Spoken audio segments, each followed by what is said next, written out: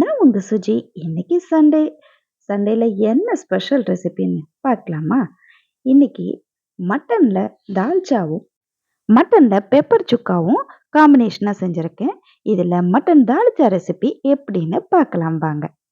இந்த ரெசிபி நாகப்பட்டினம், நாகூர், காரைக்கால் இந்த பக்கம்லாம் ரொம்ப முஸ்லிம்ஸ் வீடுகள்ல ரொம்ப பிரபலமான ஒரு ரெசிபி. இத பிரியாணிக்கும், நெய் சோறுக்கும் காம்பினேஷனா செய்வாங்க. அதுக்கு முதல்ல நம்ம துவரம் பருப்பு ஒரு 150 கிராம் எடுத்துக்கலாம். நல்லா கழுவிட்டு ஒரு 1/2 மணி நேரம் ஊற வச்சுக்கலாம். இதில 1 கப்புன்னா, ஒரு கைப்பிடி அளவுக்கு கடலை பருப்பும் எடுத்துக்கணும். ஆனா, கடலை பருப்ப நான் இதோட வேக போட போறதில்ல.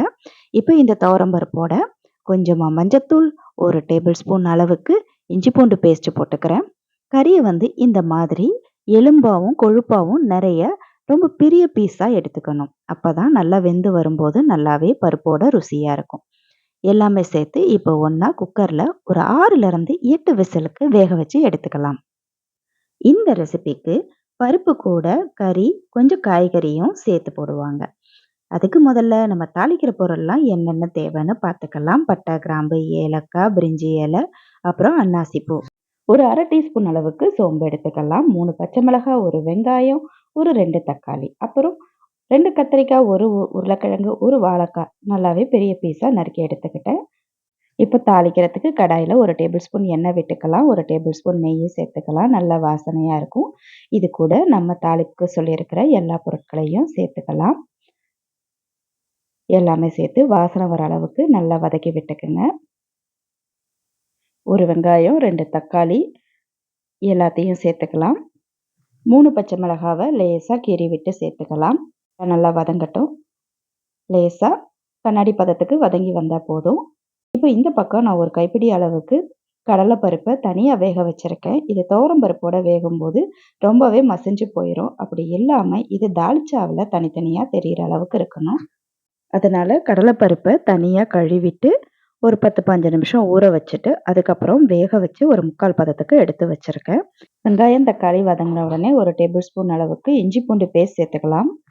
இஞ்சி பூண்டு பேஸ்ட்டு பச்சை வாசனை போற அளவுக்கு நல்லா வதக்கி விட்ட பிறகு நம்ம பெரிய சைஸா நறுக்கி வச்சிருக்கிற காய்கறிகளையும் சேர்த்துக்கலாம். கத்திரிக்காய், உருளைக்கிழங்கு, வாழைக்காவ சேர்த்துக்கலாம்.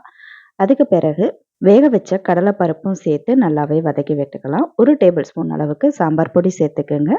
தேவையான அளவுக்கு கொஞ்சம் உப்பு சேர்த்துக்குங்க. மீதி கடைசியா உப்பு பார்த்துட்டு சேர்த்துக்கலாம். அதுக்கு பிறகு நம்ம ஊற வச்சிருக்கிற ஒரு எலுமிச்சம்பழ அளவுக்கு புளி தண்ணியையும் சேர்த்துக்கலாம். எல்லாத்தையும் சேர்த்து நல்லா சாம்பார் பொடி வாசனை போற வரைக்கும் நல்லா வேக வச்சு எடுத்த பிறகு நம்ம இப்ப கறியோட வேக வச்சிருக்கிற துவரம் பருப்பையும் சேர்த்துக்கலாம். துவரம் பருப்பை நல்லா சேர்த்து விட்டுட்டு கலந்து விட்டுக்குங்க. தேவையான அளவு தண்ணி சேர்த்துக்குங்க. எந்த அளவுக்கு உங்களுக்கு திக்னஸ் இருக்கணுமோ அந்த அளவுக்கு தண்ணி சேர்த்துக்குங்க. இப்போ நீங்க ருசி பார்த்துட்டு உப்பு தேவையான அளவுக்கு சேர்த்துக்குங்க. எல்லாமே ஒண்ணா கலந்து விட்டுக்கலாம். இப்போ காய்கறி சேர்த்தாச்சு. நம்ம புளித்தண்ணி சேர்த்தாச்சு. சாம்பார் பொடி சேர்த்தாச்சு. எல்லாமே வெந்து வரட்டும். தேவையான அளவு தண்ணியும் கொதிக்க விட்டு சேர்த்துருக்கோம். சாம்பார் பொடியோட பச்சை வாசனை போற அளவுக்கு நல்லா கொதிக்க விடலாம். ஒரு 2லிருந்து 5 நிமிஷம் நல்லா கொதிக்கட்டும். இப்போ நம்ம நறுக்கி வச்சிருக்கிற புதினா தழையும், கொத்தமல்லி தழையும் சேர்த்துக்கலாம். 1 டீஸ்பூன் அளவுக்கு கரம் மசாலா, இல்லன்னா மட்டன் மசாலா, இல்லன்னா உங்ககிட்ட இருக்க சிக்கன் மசாலா கூட சேர்த்துக்குங்க. நல்லா வாசனையா இருக்கும். சேர்த்துட்டு எல்லாமே நல்லா ஒண்ணா கலந்து விட்டுக்குங்க. இதில பருப்பு சேர்த்துருக்கிறதுனால அடி பிடிக்கும். அதனால ஃப்ளேம வந்து லோல வச்சுட்டு கலந்து விடுங்க. நம்ம வெட்டி வச்சிருக்கிற மாங்காய் துண்டு. நான் ஒரு பெரிய சைஸ் மாங்கால ஒரு பாதி அளவுக்கு எடுத்து நறுக்கி சேர்த்துருக்கிறேன். இப்போ இந்த காய்கறி, மாங்காய், கறி எல்லாமே கொழுப்பு, எலும்பு எல்லாமே சேர்ந்து நல்லா வெந்து வரும் பருப்போட. நல்ல வாசனையா இருக்கும்.